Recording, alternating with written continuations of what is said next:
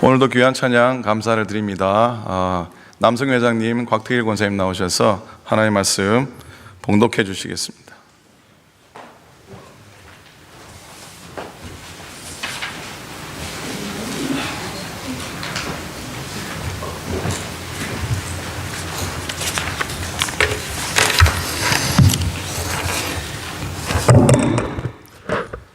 오늘의 성경 말씀은 마태복음 20장 28절 그리고 빌립보서 2장 3절에서 9절까지입니다. 우선 마태복음 20장 28절 봉독해 드리겠습니다. 마태복음 33페이지에 있습니다. 인자가 온 것은 섬김을 받으려 함이 아니라 도리어 섬기려 하고 자기 목숨을 많은 사람의 대속물로 주려 함이니라. 아멘. 빌립보서 2장 3절에서 9절까지입니다.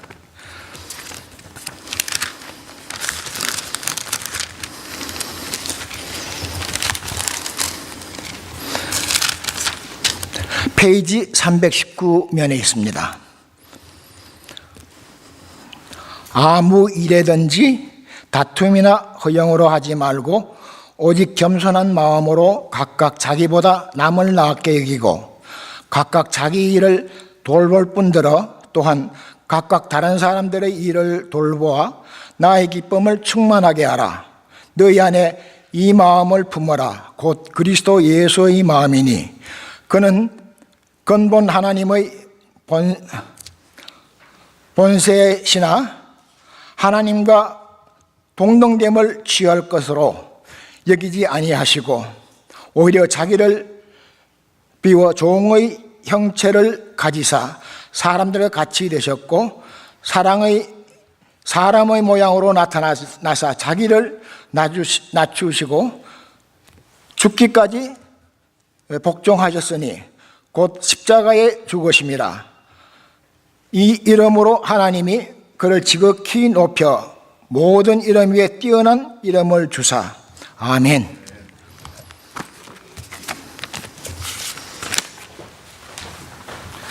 감사합니다. 오늘은 파송 감사 예배 즈음에서 우리 저보다 여러분이 더 잘하시는 김광진 목사님 또 강단에 서십니다.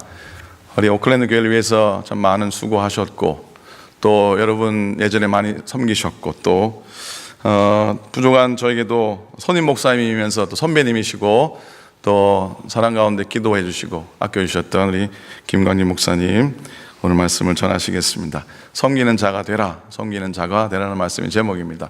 강사님이시니까 좀 낯설어도 나올 때 괜찮으시면 오른손 높여 들고 할렐루야 한번 합시다.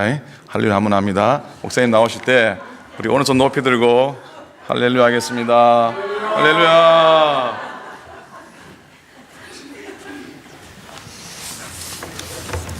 네, 다음에 제가 혹시 올는지 모르겠지만 다음에는 절대 그 손 들고 할렐루야 할렐루야 손 들고 이런 목사님들이 너무 교만하고 오늘 제가 말씀 드리려는 말씀하고 정반대이기 때문에 참 변함없이 여러분들은 이렇게 좀 세상 사람들은 왔다리 갔다리 하고 참 자기의 가까운 이익을 추구하시는데 여러분들은 어떻게 이렇게 몽매하고 그렇게 정말 변함이 없어요. 그게 30년 전에 저희가 떠났으면은 13년도 아니고 그 30년이 지났으면 좀 저를 잊어주셔야 되는 거 아니에요?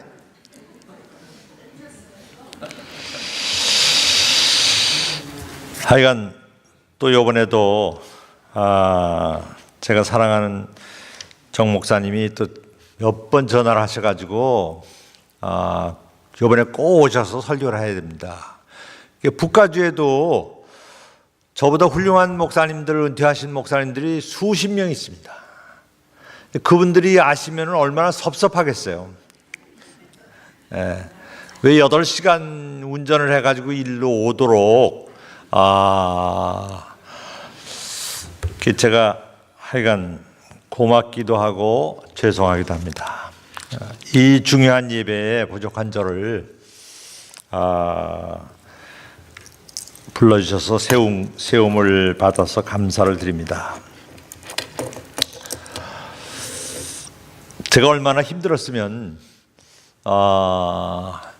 그 전에 보통 여기 오면은 이 교회 근처 알라메다 카운티에 있는 옛날 교인집에서 그냥 머물렀는데 요번에 힘드니까 조금 운전을 절약하려고 저 680 근처에 있는 콘트라 코스타 교인집에서 지금 머물고 있습니다. 그 집이 좋아서가 아니고 너무 힘이 없어서 마지막 30분이라도 좀 절약을 해볼까.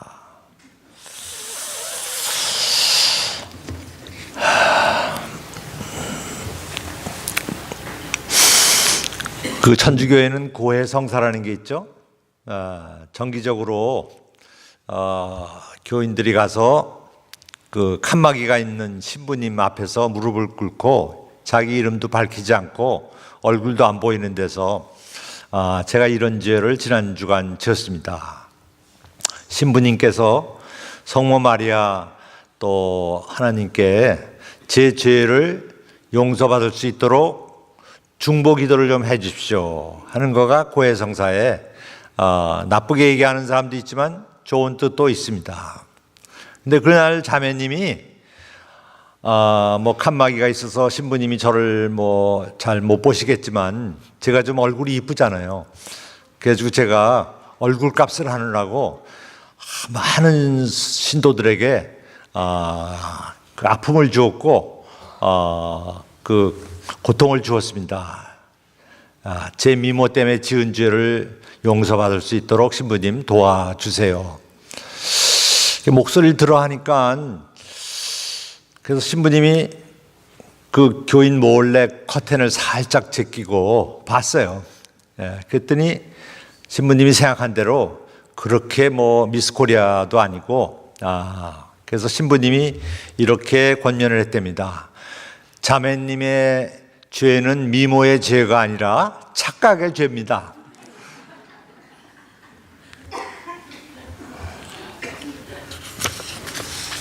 여러분들이 잘 아시는 제가 미국에 51년 전에 처음 왔을 때 영어를 못해서 그 신문에서 다 다른 건 못 보고 디어 애비라는 그 카운셀링 컬럼을 봤습니다. 그 뭐 열 몇 줄 쫙 하소연을 정말 이런 억울한 일이 있습니다. 이런 원통한 일이 있습니다. 이제 쓰면은 디어 애비는 딱 한 줄로 대답을 해요. 근데 그 한 줄이 정말 명문이고 가슴을 정말 감동을 줄 수 있는 그런 얘기들이 많이 있습니다. 근데 그 사연 중에 하나가 어떤 시어머니가 올린 거예요. 그래서 자기 아들하고 며느리를 앉혀놓고 물어봤대요. 내가 만일 며느리하고 내가 물에 빠졌을 때 아들아 누구를 먼저 건지겠냐. 그랬더니 5초도 안 돼가지고 그 나쁜 아들놈이 그야 우리 마누라를 먼저 건져야죠. 그러더니 아주 그 며느리는 아주 싱긋이 회심의 미소를 짓고 남편 말에 동의하는 모습을 보이더라는 거예요. 그래서 그 시어머니가 너무 화가 나서 어떻게 그럴 수가 있냐? 아들이 이러면 어머님 뭐 생각해 보겠습니다. 또 정현선 목사님처럼 효자 아들이었으면 어머님 기도해 보겠습니다. 이렇게 해야 되는 거 아니에요? 그러든지 제가 최선을 다해서 두 사람을 다 건져 보겠습니다. 이게 이제 정답하고 비슷하게 되는 건데 5초가 안 돼가지고 물론 어머님 오래 사셨으니까 그냥 이 사람은 저 가정도 꾸리고 애도 낳고 이제 앞으로 50년을 더 살아야 되는데 이런 조건으로 자기 마누라를 건지겠다는 얘기를 듣고 세상에 이런 망할 놈이 있냐. 그래가지고 디어 애비한테 눈물을 닦으면서 이제 편지를 쓴 거예요. 그랬더니 디어 애비가 뭐라는 줄 알아요? Madam, try to learn swimming. 아들 욕할 것도 없고 며느리 괘씸하게 생각할 것도 없고 당신이 수영만 배우면 모든 문제가 해결되는데 그걸 왜 수영을 안 배우고 수영을 못 해가지고 아들하고 불화가 되고 며느리하고 그런 가슴 아픈 일이 있었냐. 이 얘기는 제가 지난 몇십 년 동안 목회를 하면서 뭐 많은 교회에 가서 설교할 때도 인용했던 얘기고 참으로 우리에게 디어 에비의 Try to learn swimming. 남을 원망하지 말고 당신이 영성을 똑바로 가지세요. 오늘 제가 이 말씀하고 하는 좋은 인트로덕션으로 누구 아무게 손가락질 하지 마시고 그 사람한테 2다리 3다리 건너서 들었던 그 부정확한 루머, 정보 그것 때문에 울고불고 마음에 상처를 갖지 마세요. Try to learn something for you. 그게 오늘 부족한 김 목사를 통해서 주님이 주시는 말씀이라고 생각합니다. 신구약에 나오는 인물 중에 뭐 훌륭한 사람들 많죠. 당연히 뭐 모세가 될 수도 있고 아브라함이 될 수도 있고 그런데 저는 가장 훌륭한 사람은 뭐 신약에 있는 사도 바울까지 포함해서 다윗 임금이라고 생각합니다. 다윗 임금은 정말 백전백승의 장군이었고 최선의 영성 지도자였고 가장 위대한 신앙의 롤모델을 저에게 보여준 사람이라고 생각합니다. 그런 훌륭한 다윗 임금인데도 다윗 임금의 삶에는 얼마나 고난이 많았습니까? 자기 장인이 사울 왕인데 장인이 사위를 죽이려고 자기 딸을 생각해서 딸의 남편인데 그 사위를 죽여서 그 사울 임금이 뭐가 좋겠습니까? 몇십 번의 죽을 고비를 남겼어요. 그리고 또 그 아들이 또 아버지를 죽이고 아버지 자리를 차지하려고 했던 뭐 성경에 있는 얘기 여러분들 수백 번 들었던 얘기입니다. 엄청난 죄를 짓기도 했고 정말 눈물로 벽에를 적시는 그런 회개의 용사기도 했지만 수많은 전쟁의 승리의 대장이었지만은 비참한 쫓김과 배반에 쓰라린 경험을 얼마나 많이 받았습니까? 그런 여러분들이 지난 뭐 몇십 년 동안 이민 생활하면서 지난 얼마 동안 오클랜드 교회인 생활하면서 여러분들이 받았던 상처에 비하면은 다윗이 받았던 상처, 아픔, 배신은 수천 배, 수만 배입니다. 극과 극의 승리와 패배, 기쁨과 낙심의 파란만장의 삶을 살았는데 어느 날 다윗이 정신이 좀 차려가지고 내가 이렇게 정말 실수도 많이 하고 오해도 많이 받고 아픔도 있고 정말 승리도 있었고 잠깐의 기쁨도 있었지만은 내가 앞으로 얼마를 살지 모르지만 내가 나에게 정말 보배가 될 만한 귀한 일이 한 번 있어야겠다. 그래서 부하에게 명해가지고 내가 늘 손바닥에 끼고 다니는 반지를 하나 만들어 달라. 근데 그냥 다이 반지를 만드는 게 아니라 둥근 넓은 반지를 만들어주고 거기에다가 내가 꼭 필요한 글귀를 하나 새겨달라. 그 부탁을 했습니다. 어느 날 신하가 반지는 아주 임금님이 좋아하실 만한 반지를 만들었는데 임금님이 두 번째 부탁하는 거 거기에 다윗 임금이 일생 동안 잊을 수 없는 일생 동안 생활에 보감이 될 만한 그 글귀를 뭐야 쓰느냐 그 도공은 그거는 생각하지 못했습니다. 그러다가 몇 월 며칠까지 그걸 해가지고 임금님에게 안 바치면은 이게 또 난리가 나는데 날짜는 다가오는데 급한 마음에 그때 당시에 지혜의 가장 귀한 인물이라고 했던 다윗 임금의 아들 솔로몬에게 찾아갔어요. 당신께서는 이 우리의 이스라엘 땅에서 가장 지혜로운 다음 후계자가 되고 지혜의 임금이 되실 분인데 아버님이 이런 부탁을 했는데 제 머리로는 도저히 가늠할 수가 없습니다. 저를 좀 도와주십시오 해서 남겼던 글이 지금 저와 여러분이 오랫동안 회자된 이 또한 지나가리라.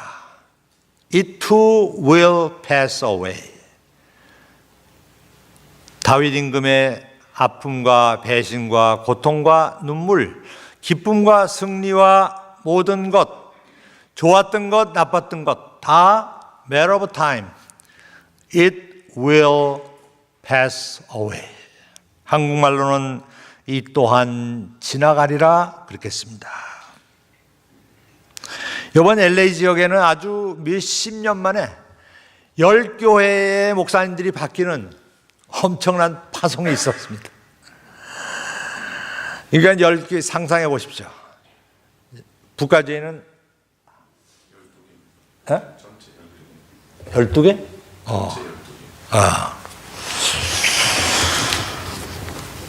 뭐 제가 10개든 12개든 그 파송이 새로 된 교회에 새로 옛날 목사님을 보내고 새 목사님을 맞이하는 그 교회 뭐 사정들을 제가 다 뭐 조사도 안 했고 그럴 필요도 없고 그건 뭐 매년 있는 거니까 뭐 낯설기도 하고 어수선하기도 하고 LA의 어떤 파격적인 파송은 15년 전에 그 교회에 가서 100명 교인을 500명 교회로 부흥시키고 교회도 새롭게 교육관 교회를 새로 1000만 불짜리 건물을 지었는데 그 목사님이 금년 초에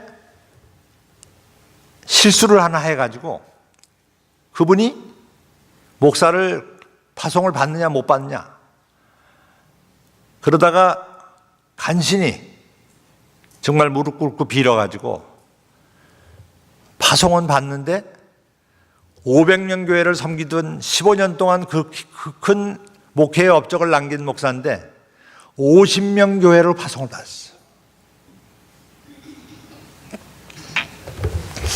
그 목사 네 분의 아픔과 뭐 그건 할 수 없고 제가 너무 그 후배가 안 돼서 그 목사 첫 취임 예배에 제가 다니던 교회 목사님한테 양해를 구하고 그 교회에 가서 예배를 드리고 정말 격려를 하고 제가 축도를 하고 온 적이 있습니다.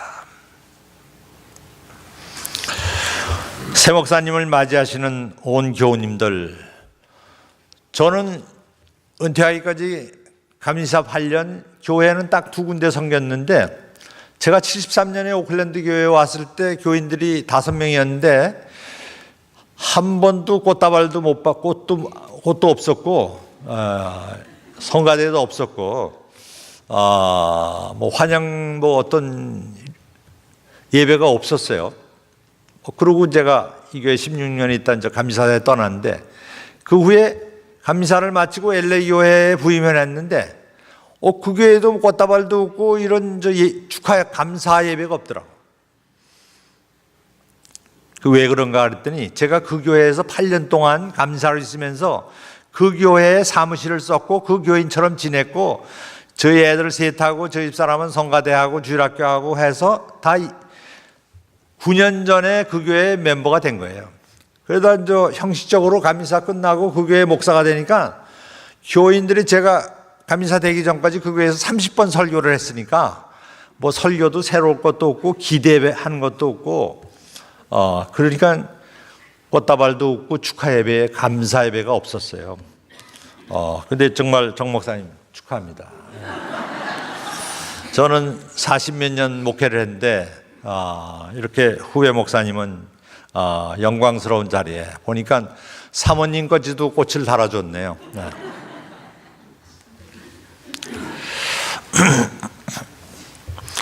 오늘 본문 말씀대로 주님이 이 땅에 오신 목적은 희생과 섬김이라고 얘기하고 있습니다. 설교할 주제가 얼마나 많습니까? 용기를 가져라, 믿음을 가져라, 초대교회 신앙을 가져라, 정의로운 마음을 가져라, 용서하라, 화해하라, 서브젝트가 수백 개가 있는데 오늘은 제가 고심하다가 섬김이라는 주제를 가지고 여러분들에게 말씀을 드리겠습니다. 오늘 마태복음 20장 28절에 있는 말씀, 인자가 온 것은 섬김을 받으려 함이 아니라 도리어 섬기러 왔다. 이 말씀은 예수님이 하신 말씀 중에 정말 밑에 빨간 줄을 그어야 할 가장 귀한 거예요. 예수님이 누구신가? 예수님은 이 땅에 왜 오셨는가? 이 땅에서 뭘 하셨는가?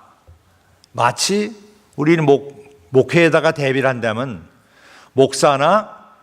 목사님과 함께 사역할 한 분 한 분 성도님들은 어떤 신앙의 자세를 가져야 되는 거가 오늘 마태복음 20장 28절에 있는 얘기입니다.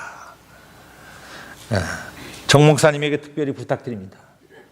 그러실 리가 없지만은 이 교회 와서 대접받고 섬김을 받으러 오신 게 아니죠? 네. 저렇게 의자에 앉는 게 아니라 무릎 꿇고 예수님처럼 무릎 꿇고 제자들의 발을 씻긴 것처럼 섬기는, 그래서 2000년 동안 오고 오는 세대의 목사들에게, 신부들에게, 사역자들에게 얘기하신 거가 바로 그래요. 나도 하나님의 아들이지만은 이 땅에 와가지고 말구유에서 태어났고 지극히 가난한 목수의 집의 아들로서 33년을 살다가 내가 섬김의 본을 보이고 죽었노라. 그거 아니에요? 내가 이 땅에 온 것은 섬김을 받으러 온 것이 아니라 섬기려 왔다. 오늘 빌립보서 2장에 있는 얘기는 우리 섬김에 관한 구체적인 얘기를 가장 잘 설명한 구절입니다. 그리스도의 겸손이라는 부제가 붙은 말씀입니다. 너희가 무슨 일을 하든지 어떤 마음으로 하라 그랬어요? 겸손한 마음으로. 무슨 일을 하든지 겸손한 마음으로. 무슨 일을 할 때 넘버원 프라이어리티, 넘버원 프린시플은 겸손이에요. 무슨 일을 하든지 겸손한 마음으로. 설교를 하든지 봉사를 하든지 선교를 가든지 여선교회 회장이 되었든 성가대 대장이 되었든 성가대 지휘자가 됐든 예배위원이 됐든 주일학교 선생이 됐든 반주자가 됐든 무슨 일을 하든지 무엇으로? 겸손으로. 주님의 마음을 품으십시오. 주님은 하나님의 아들이시지만은 겸손히 하늘 보좌를 버리시고 땅에 오셨습니다. 어느 오클랜드 카이저 산부인과 병실에서 태어난 게 아니라 말구유에서 태어났습니다. 자기를 비워서 종의 모습으로 사셨습니다. 낮추셔서 죽기까지 순종하시면서 십자가에 달려 돌아가셨다고 합니다. 겸손은 모든 덕의 기초입니다. 크리스찬 덕에 사랑도 있어야 되고 소망도 있어야 되고 믿음도 있어야 되고 다 있어야 되는데 믿음, 소망, 사랑 그것보다 더 중요한 것은 겸손의 덕이 있어야 됩니다. 겸손이 없는 사랑은 이건 위선이고 그거는 사람을 속이는 겁니다. 겸손이 없는 소망, 겸손이 없는 믿음 이게 다 꽝입니다. 어떤 덕을 갖추었다 하더라도 겸손이 없으면 무효가 되는 겁니다.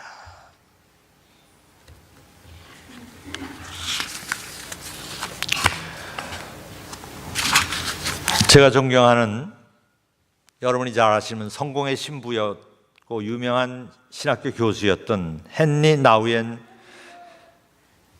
신부님 이야기를 잠깐 말씀드리겠습니다. 지금도 여러분들이 책방에 가시면은 헨리 나우엔 책이 20개가 있어요. 한국말로 번역된 것도. 헨리 나우엔 책은 어느 책이든지 집으셔도 그건 정말 좋은 사람에게, 남편에게, 스파우스에게, 친구에게 정말 영적인 선물이 될 만한 가장 좋은 책 중에 하나입니다. 지난 몇십 년 동안 베스트셀러였고, 지난 몇십 년 동안 돌아가시기 전까지 미국과 전 세계에서 헨리 나우엔 신부님을 모시고 강연을 듣고자 하는 사람들이 수십만이었습니다. 물론 하버드 대학을 나왔고 그에 쓴 20여 권이 다 베스트셀러가 되었고, 그가 몇십 년 대학에서 가르쳤는데 노르댐 교수, 예일 대학 교수, 하버드 대학 교수, 미국에서 제일 좋은 대학에서 종교와 철학을 몇십 년 동안 가르쳤습니다. 그런데 헨리 나우엔 교수님이 갑자기 나이가 55살이었어요. 지금 85세, 95세까지 몇십 년을 더 살 수 있는데 하버드 대학 교수를 갑자기 55세에 사임을 했어요. 그래서 그러면 저 사람이 무슨 선교를 하는가, 또 어디 가서 어디 자선단체 어디 모임에 가서 거기 채플린을 하든지 무슨 그런 일을 하는가 그랬는데 그게 아니고, 헨리 나우엔 교수는 엉뚱한 사역을 시작했습니다. 교수직을 사임하고 카나다에 있는 정신지체자 보호시설에 최말단 조그만 방 하나 주고 월급도 안 받는 새끼 밥만 먹여달라는 조건으로 정신장애자들을 위해서 기저귀를 갈아주고 휠체어에 태워서 하루에 2시간씩 잔디밭에 나가서 걔네들하고 얘기하고, 걔들하고 하버드 대학 교수 몇십 년 하신 분이 무슨 대화의 통로가 있겠습니까? 신학적인 성경적인 얘기를 나눴겠습니까?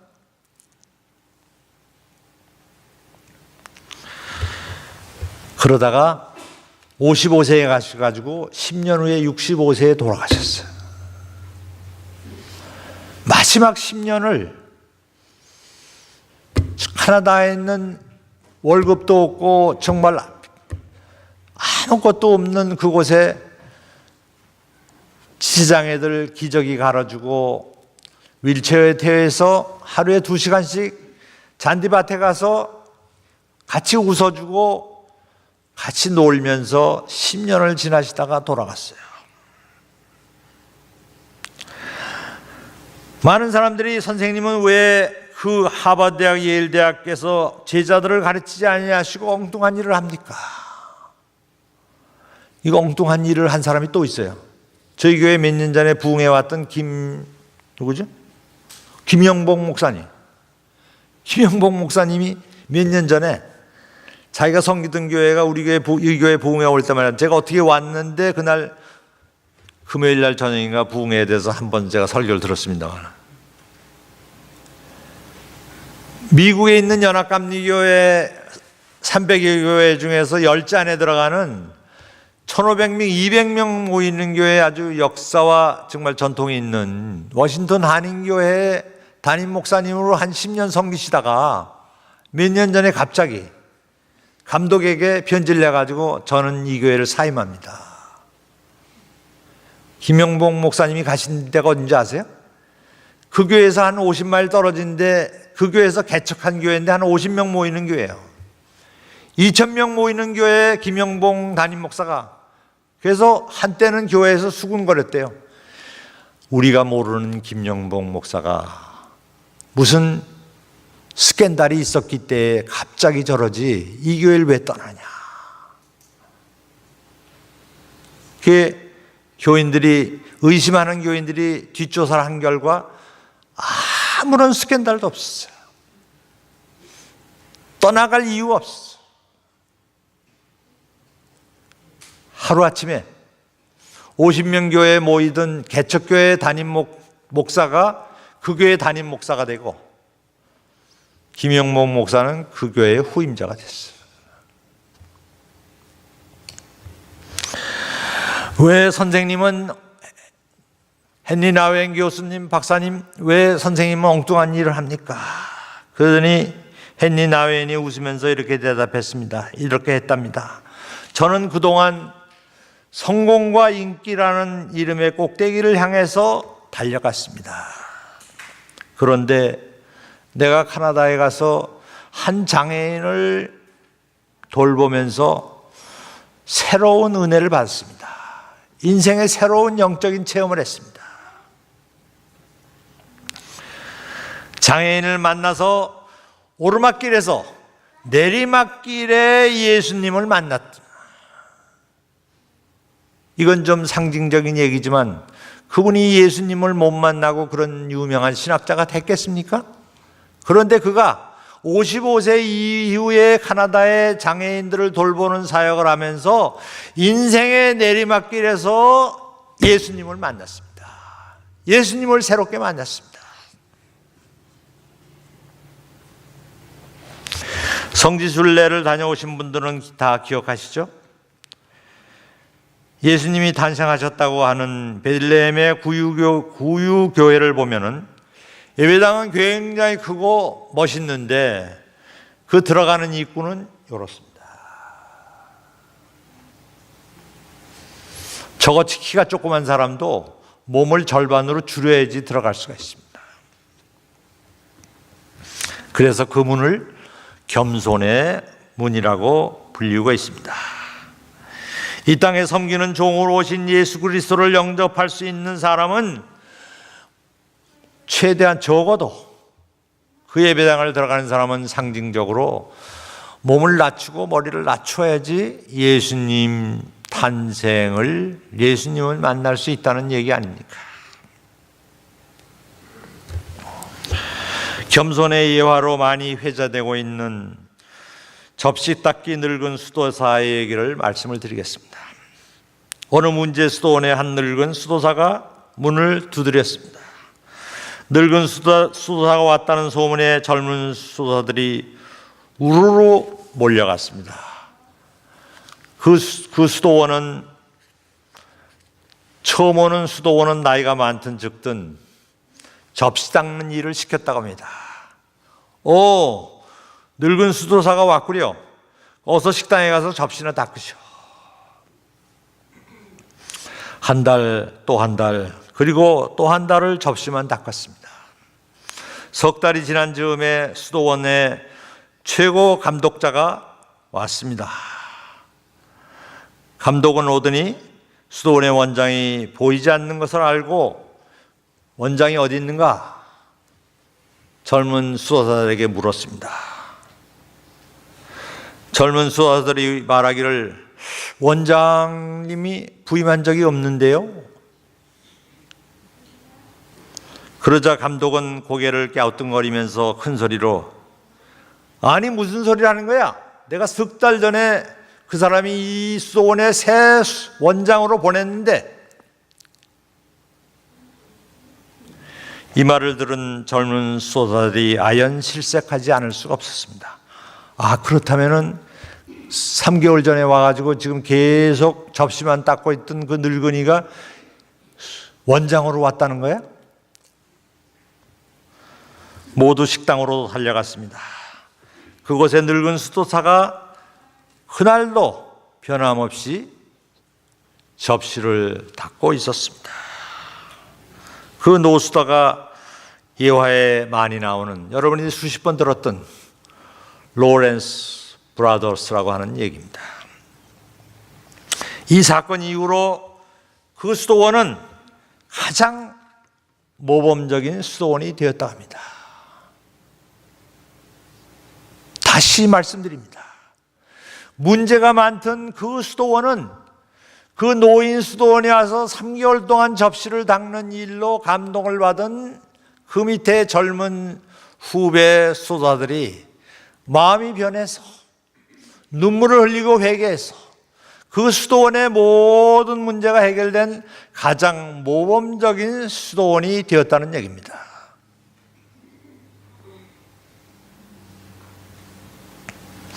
한 사람의 겸손한 삶은 많은 문제의 해결의 열쇠가 될 수가 있습니다.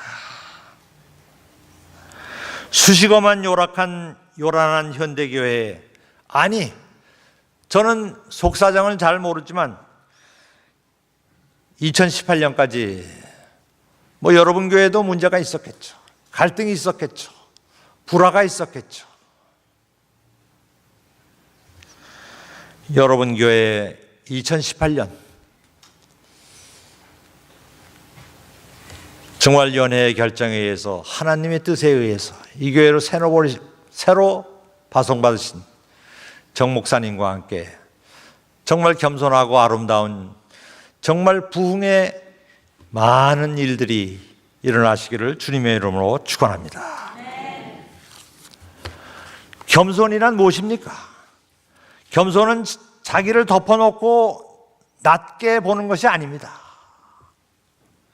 자기를 정직하게 보는 겁니다. 그래서 제가 처음 유학 왔을 때 67년도에 가장 베스트셀러였던 신학책이 Honest to God, 하나님께 정직하자. 인간이 보기에는 잘못 판단할 수가 있습니다마는 하나님이 보시기에는 정말로 하나님이 보시고 판단하시는 게 진짜입니다. 그래서 하나님께 정직하자는 그 운동이 그 영국에 있는 로빈son 주교의 책을 통해서 많은 사람들의 심금을 울렸습니다. 신앙의 출발점은 철저한 자기 반성에서 비롯된다는 말씀입니다. 자기의 죄성, 인간적으로는 이런 차이가 있고 이렇게 보일 수가 있는데 하나님이 보시기에는, 하나님이 판단하기에는 저희가 생각하는 것하고 전혀 반대입니다. 자기의 죄성, 자기의 죄를 철저히, 자기의 부족함을 철저히 느낀다면 누구를 질타하겠습니까? 누구를 원망하겠습니까? 여러분, 애들 총을 쏠 때처럼 한번 어떻게 하죠? 손가락을 한번 해보세요. 최순 권단님 한번 해봐. 홍혜순 권단. 예, 해봐. 예, 했지?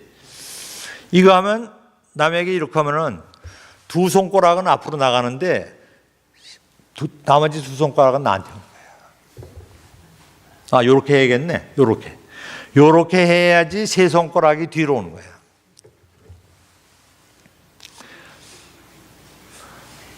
남을 원망하고 남을 헐뜯을 때 그거는 2개밖에 안 되는데 나한테 오는 거는 1.5배예요.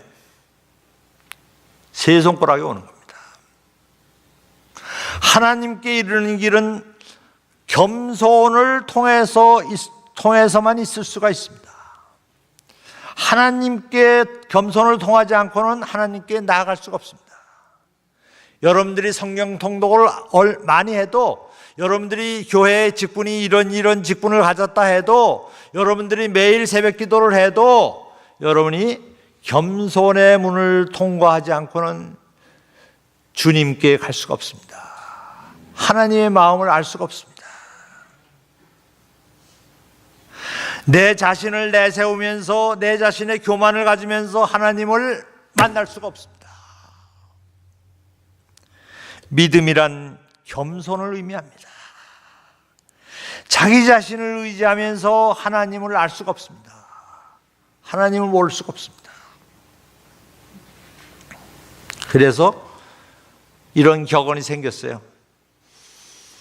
겸손한 자에게는 지옥이 없고 교만한 사람에게는 교만한 이에게는 천국이 없다. 한번 따라 하시겠어요? 겸손한 이에게는 지옥이 없고 교만한 이에게는 천국이 없다. 어디 올겐 반주자님, 지옥 가고 싶으세요? 천당 가고 싶으세요? 예. 권사님 천당 가고 싶으시면은 뭐 지금까지도 겸손의 생활을 사셨지만 더 철저한 정말 주님이 원하시는 수준의 겸손의 생활을 사시기를 바랍니다. 오늘 말씀을 마칩니다. 예수님의 최고의 부탁의 말씀은 섬김의 목표입니다. 내가 섬김을 받으려 온 것이 아니라 도리려 섬김을 와서 내가 죽으려고 왔다. 겸손한 섬김의 목회로 소문난 오클랜드 세교회로 새로 오신 목사님과 함께 거듭나시기를 부탁을 드립니다. 새 목사님, 여러 장로님들, 권사님들, 집사님들 부디 겸손한 섬김과 사랑의 실천자들이 되셔서 2018년 새로운 파송 감사 예배를 통해서 여러분 마음속에 정말 새로운 전환기, 새로운 터닝 포인트가 세워서